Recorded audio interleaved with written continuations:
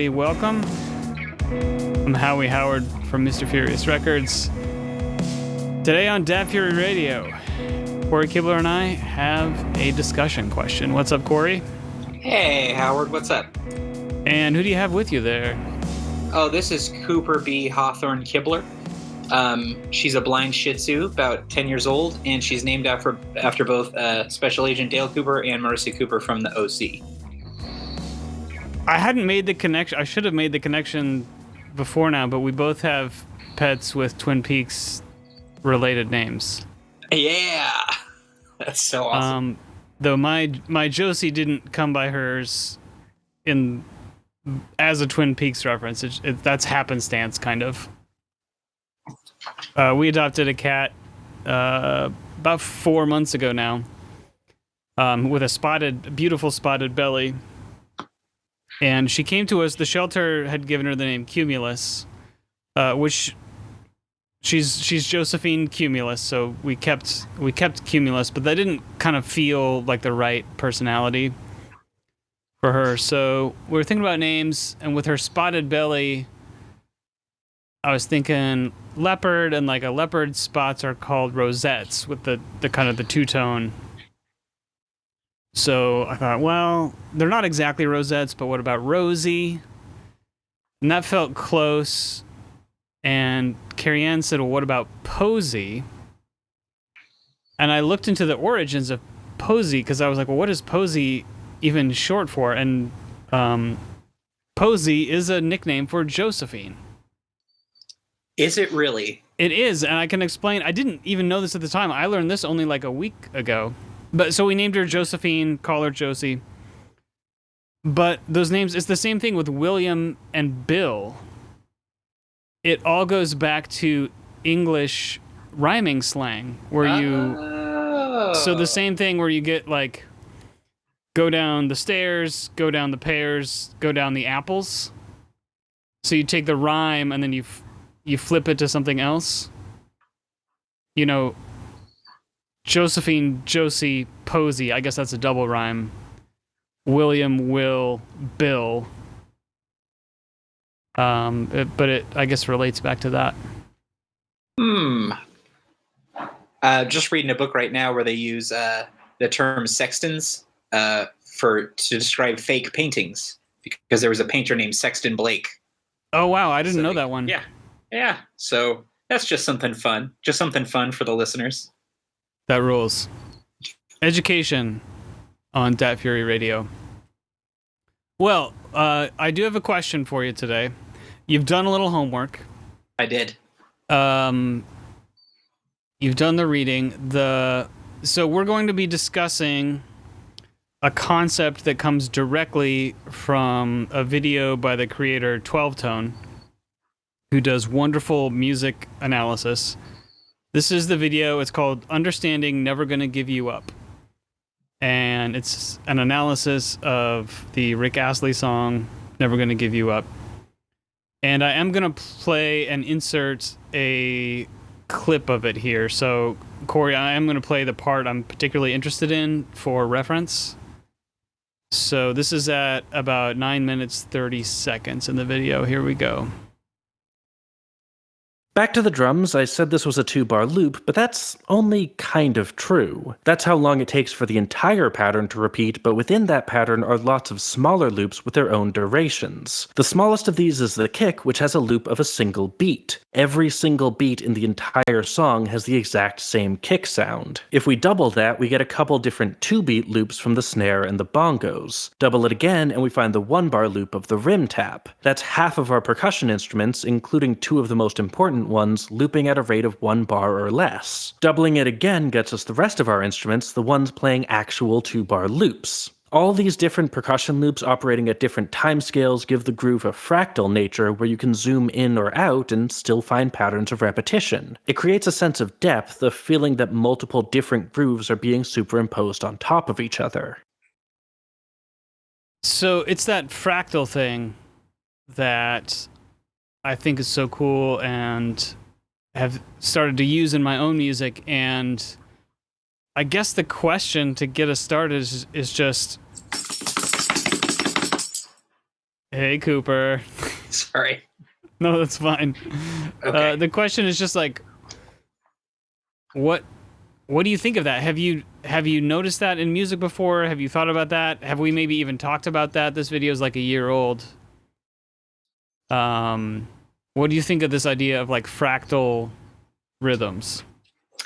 Well, I think it's super cool. So it's probably not something I've ever consciously noticed, just because when you're listening, or at least when I'm listening to a song, I'm zoomed in on whatever part of the song I'm listening to. And I might notice some like polyrhythms or interlocking themes or something, things that loop, and other parts that loop with it, but not at the same rate. But I've definitely never thought about that being used in a pop song like this. Like when I think of, if somebody said fractal music, I think like math rock or like Philip Glass or something like that. But with Rick Astley, like it makes me wonder, like when the producers, right? Because in the video he talks about the producers. I forget what the team was called, but they were called something specific. And I can't remember what they were called. Anyway, it doesn't matter. I wonder if that was like very, very, very deliberate, or if they just came up with like 6 loops they really liked and just put them on top of each other and they thought it sounded cool and were like, hey, this is great. Like I love this. So I don't know, but it's really neat to look at a pop song like this and see how complex it is. Like, Yeah, I think it must be deliberate. It'd be very amazing to stumble into all the way. And the video, I encourage everybody to watch the video, and I'll link to it. Especially the first 10 minutes, because the 2-bar drum loop that just goes through the entire song is analyzed in detail in an accessible way. You don't need to be a drummer or a musician to understand. It's explained in very plain language, but like how all these parts lock together, and it would be it'd be like the monkeys typing Shakespeare to come up with this kind of by accident. It's not quite that extreme, but you know, it, as someone who's programmed a lot of drums at this point, it feels very deliberate. I think so my favorite part of this, the first 10 minutes of this video, was when he talks about the 2 hi-hat sounds. So this song, and this is nothing I ever would have known about this song, but now I'm going to notice it every time, is that there's, instead of using 1 hi-hat sound, they use 2, and they're panned to left and right. And they're similar, but they don't quite echo each other. So it's like, so I'm sort of amazed. Like I wouldn't say it's a busy song. It's not cluttered, but there's a lot going on. Like it feels very full, but it's amazing to me that there's that much going on and it doesn't feel like almost a little bit overwhelming or something like that. Yeah, when you look if you look at the whole thing on paper, you think, wow, this is a lot. And then to have it all basically play through the whole song, and you're not really getting a lot of muting or arranging of the drum patterns. Like it's pretty much just blaring away. Mm-hmm. That points to how well constructed it really is, that you can listen to it for 4 minutes and not realize A, how busy it is, or B, that it's just repeating on a 2-bar loop over and over. This kind of, I can't remember if we were talking about this just privately or on a previous pod, but this kind of, I was thinking about this, and I think I'll make an episode about the bass line I wrote that I had been struggling with for a while for a song I'm working on called An End to Live For. And I'll have examples, and so I won't go too far into it right now, but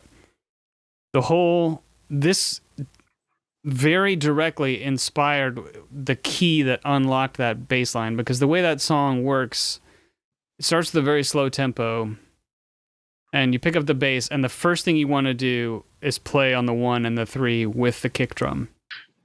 That feels very natural. That's just where your ear and your fingers go. But it also sounded very boring. And the key for me was realizing, I was thinking about this and thinking about, well, like, what level am I missing? kick on 1 and 3, snare on 2 and 4. So I've got a 2 beats loop between the kick and the snare. So I need a 4 beat loop for the bass. And so the bass ends up playing on the 1 and the 4 of the measure. So now there's a 4 beat structure. The chords change every 2 bars, so there's an 8 beat structure. It's a 2-chord pattern, so the chord change itself cycles on a 16 beat pattern, 4 bars, and there's your fractal 16 beats, 8 beats, 4 beats, 2 beats. And it's all because of Never Gonna Give You Up. That's awesome. You're going to have to remind me, he talked about something. So there's this song has so much crazy stuff going on. I'm like so fascinated by the way it was put together just after watching that little bit of the video. But something else I noticed, and I don't know if it was the bass or what it was. And I thought of it because you and I were emailing back and forth about bass playing and about how a lot of it is in When You Don't Play. And he showed one loop, and for the life of me, I can't remember what instrument it was, but it was a bunch of 16th notes, and there was only one note that it didn't play. I think it's actually like the rim click. Oh. Like the snare rim click. Yeah, so it's in there. It's a bunch of 16th notes, and it's like the second beat of the third bar or something like that. Like it just isn't in there just to add like a little bit of variety. And I don't know, maybe if like when you talk about EQing and mastering, like when you have all these instruments and they occupy some of the same space frequency-wise, you're pushing this up and pushing this down so you can make room for things, right? Scooping out the middle of the guitar for vocals or whatever.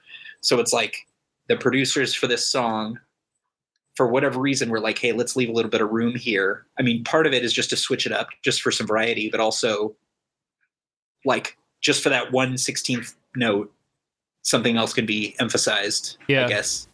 Yeah, exactly.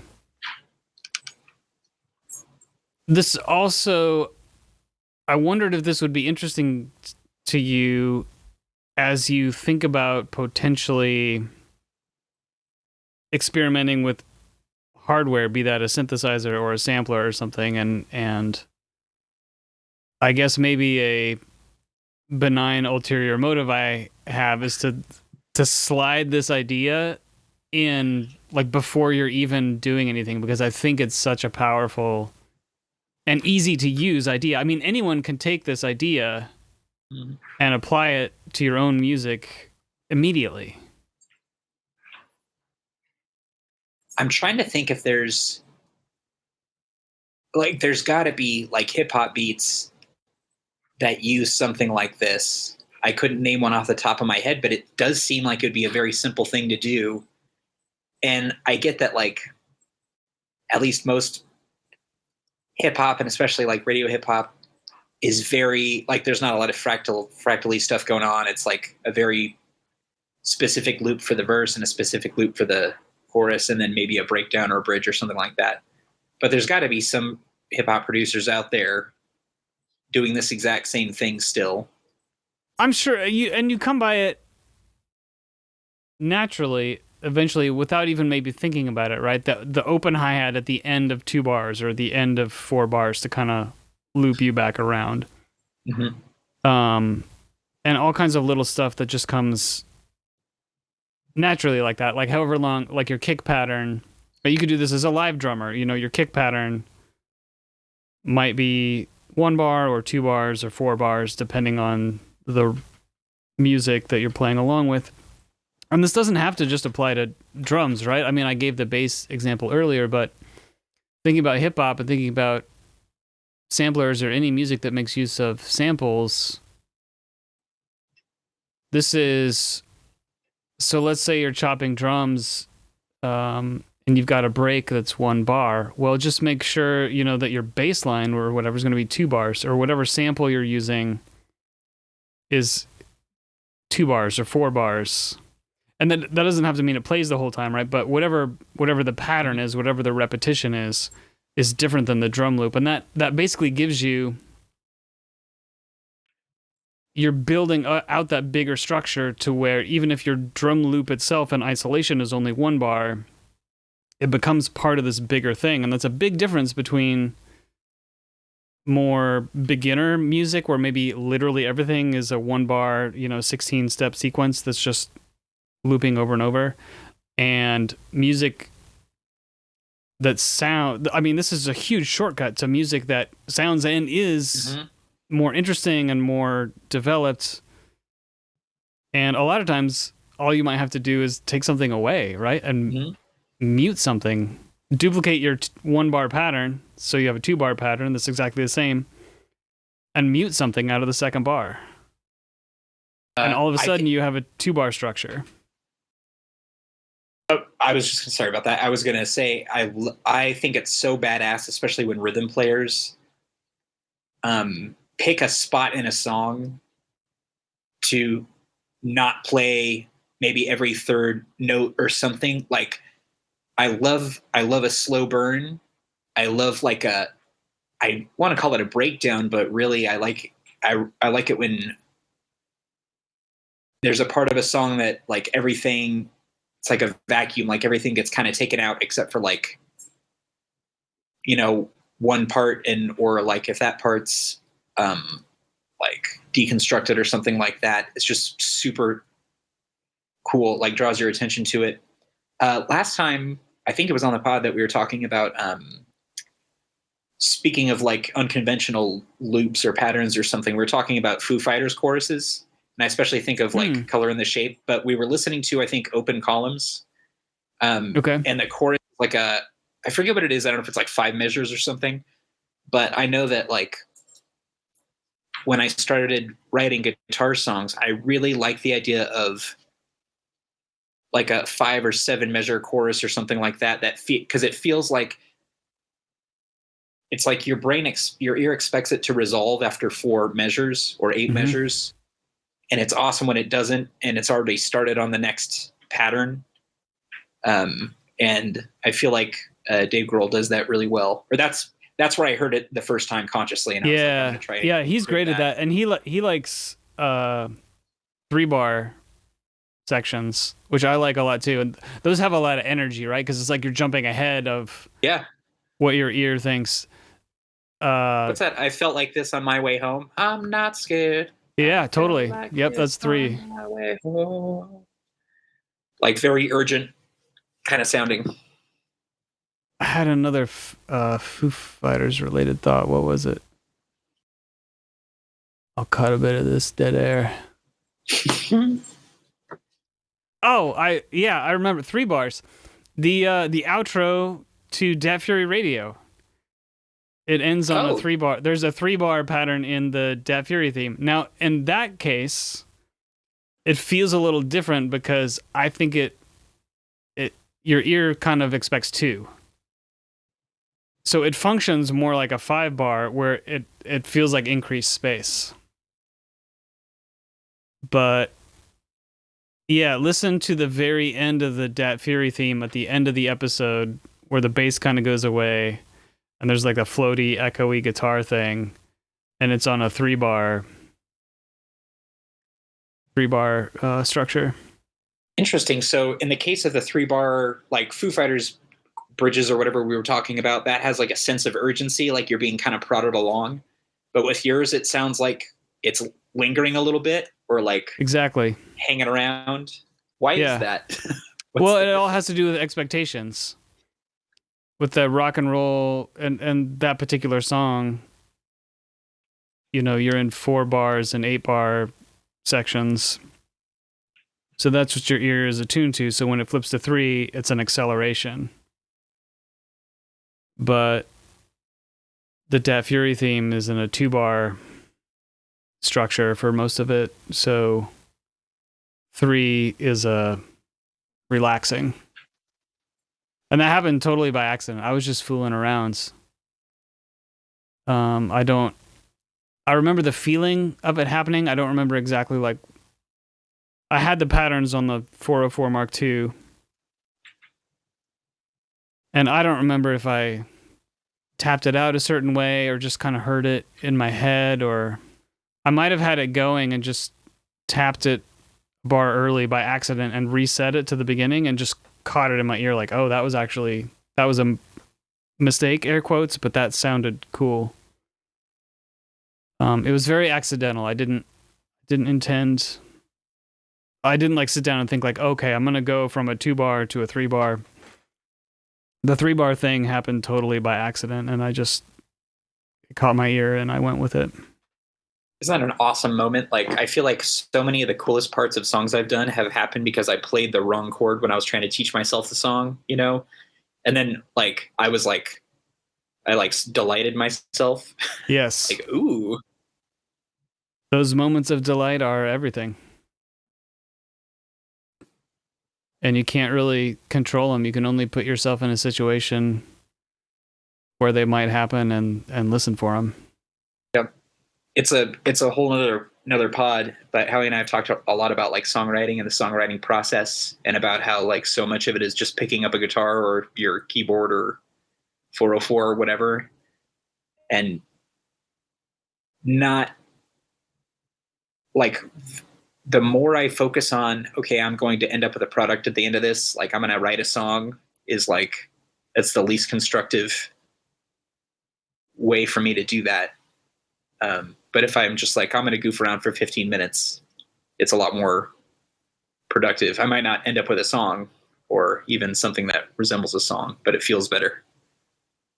More delight. Yeah, more delightful. Yeah.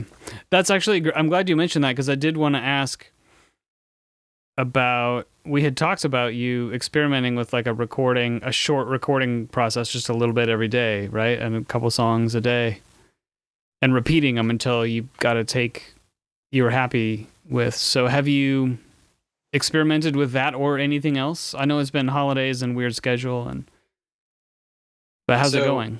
So what I've done so far, so I have a Google Drive folder, and it's got all 30 or 35 guitar demos I've made in the last like probably almost 10 years or something. And what I'm trying to do, this is trickier than I thought it was going to be. I thought when I listened back, it would be very clear to me which ones were worth like finishing and which ones I could wait on. But a lot of them are like kind of basically done already. And like we talked about last time, I just have to relearn it. And that's the like the sitting down and doing the take and seeing if I can just knock it out. I mean, I actually think I'm one of those people who I'll put it off for whatever reason for as long as I can, because I think it's just going to take a long time or be really difficult. And then when I sit down to do it, it actually happens pretty quickly. With that kind of stuff, I mean, I feel like I like to do, when I'm recording, I like to do enough takes for it to sound good, but I always get there a little faster than I give myself credit for, kind of. It's almost like I'm hesitant to record because I'm like, oh God, I'm going to record for 2 hours and not have anything to show for it, I guess. I don't know. But I think once I get going, and it's not like the songs that I'm writing are not technically difficult. You know what I mean? They're not like, there might be a fast little riff here and there or something like that, but it's not like I'm trying to teach, like, remember how to play like crazy solos or like really wild rhythmic riffs or anything like that. It's just chords that I am using at the time that are weird chords, or like, and it might be like a jazz chord or something like that, or and just remembering what I was doing. So, but yeah, so the next step is to like the fact that there's 30 or 35 demos, that fact just hanging out is overwhelming. So I really do have to like just at least pick one to just start with. And I think that's the key for me, is just small steps. I just have to like, don't worry about the 30 songs. Don't worry about finishing a record. Don't even worry about like getting a great take. Just pick one song that I want to like finalize. And I think once I'm able to finalize one of those, I think I'll be off and running. Yeah, because then you have a process. And or at least you've and a win. And even if you don't follow the exact same process, you've learned something about where you're at right now and what what pieces of it do and don't work for you, and you can adjust as you go. But yeah, that first one is it's always a bear. I mean, I had a short break I've been tracking a bunch of bass, and I had a short break from a little before Christmas, I think, until it was like 10 days maybe. And it was a little bit hard to get back into it, but noticeable, it didn't come easy. There was a sense of like, what if I forgot how to play bass over the last 10 days? Yes. That's totally the if I were to like name the fear or hesitancy I have about finishing these songs, it's like, what if I forgot how to finish a song? You know what I mean? Like, what if it's funny because even with the song, I mean, the many songs I have finished, even the ones that at the time I was like, this is great, I crushed it. Like, it's liberating and a little weird to look back and be like, oh, it was just a song and it just took work. Like it wasn't like this one-off lightning striking. It was just a song idea, and it might be pretty good or mediocre or not so good, but like there wasn't anything special to finishing it. Just sort of working on it, and then you just gotta call it good. Swing that hammer. Yep. Elbow grease, Man. baby.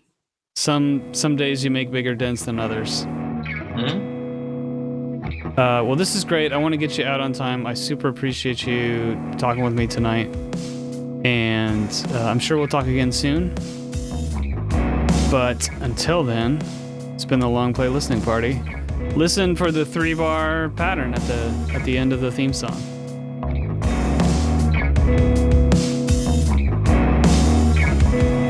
Show goodbye, Cory. Bye. Show goodbye. I'll miss you. All right, well done. Okay.